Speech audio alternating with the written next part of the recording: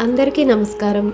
తెలుగు కథల పరిహారాలు from UK ఛానల్కి స్వాగతం. భక్తుడి గానామృతానికి అనన్య మధుర భక్తికి మెచ్చి అతడి భార్య ప్రాణాలను తిరిగి అనుగ్రహించిన కృష్ణుడి కథ ఈ వీడియోలో విందాం. సంగీత నృత్యాలున్న చోట జయదేవుడి పాటలు తప్పకుండా ఉంటాయి. జయదేవుడి గీత గోవిందం ఎంతో ప్రాచుర్యం పొందింది. వంగదేశంలో జన్మించిన జయదేవుడు జగన్నాథ స్వామి భక్తుడు. మధుర భక్తి ద్వారా భగవంతుణ్ణి ఆరాధించాడు.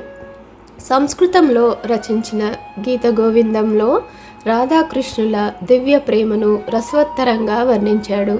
అప్పట్లో ఒరిస్సాను సాత్యకి అనే రాజు పరిపాలించేవాడు. ఆయన కూడా కవి. జగన్నాథ స్వామి వైభవాన్ని గుణగణాలను స్తుతిస్తూ కొన్ని పాటలు రాశాడు. కానీ ప్రజలు జయదేవుడి అష్టపదులనే మెచ్చుకునేవారు. అది రాజుకి బాధ కలిగించింది. జయదేవుడి అష్టపదులు తన పాటలు ఉన్న గ్రంథాలను గుడి లోపల ఉంచి బయట తలుపులు వేశాడు. ఆశ్చర్యకరంగా తెల్లవారేసరికి జయదేవుని అష్టపదులు భగవంతుని సన్నిధిలో ఉండగా రాజు రచించిన గ్రంథం గుడి వెలుపల ఉంది. భగవంతుడి నిర్ణయాన్ని అంగీకరించాడు రాజు.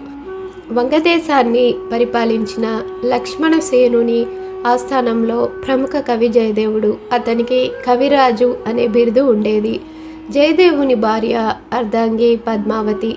ఆమె అపురూప లావణ్యవతే కాకుండా గొప్ప నాట్యకత్తె. పద్మావతి జయదేవులది అన్యోన్య దాంపత్యం. జయదేవుడు గీత గోవిందంలోని శ్లోకాలు పాడుతూ ఉంటే పద్మావతి నాట్యం చేసేదట. జయదేవుడు రాజుగారి అభిమానం పొందిన విధంగానే పద్మావతి కూడా రాణిగారి ఆదరణ అభిమానం చూరగొంది. వారిరువురు ఎంతో ఆత్మీయంగా ఉండేవారు. ఒకనాడు పద్మావతి రాణిగారు అంతఃపురంలో ఉండగా ఒక సేవకుడు వచ్చి, మహారాణి, మీ సోదరుడు చనిపోయాడు, అతని భార్య సహగమనం చేసింది అనే వార్తను వినిపించాడు. రాణి చాలా దుఃఖపడింది. పద్మావతి మౌనం చూసి రాణి ఆమెను కారణమడిగింది. మహారాణికి అది విని చాలా కోపం వచ్చింది. తగిన సమయం వచ్చినప్పుడు ఆమె పతిభక్తిని పరీక్షించాలి అని భావించింది.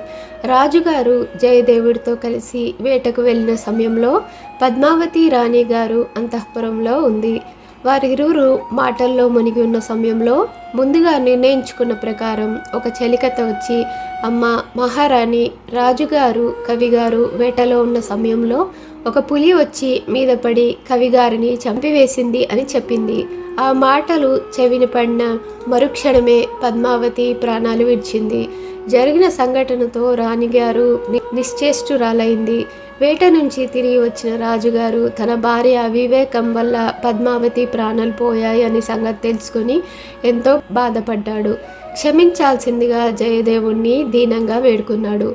అప్పుడు జయదేవుడు, ప్రభు, ఇందులో ఎవరి తప్పు లేదు, అంతా విధి విలాసం, భగవంతుని నిర్ణయం అని పలికి మరణించిన తన అర్ధాంగి పద్మావతి చెంత కూర్చొని తన ఇష్టదైవమైన శ్రీకృష్ణుని మనసారా ప్రార్థించాడు.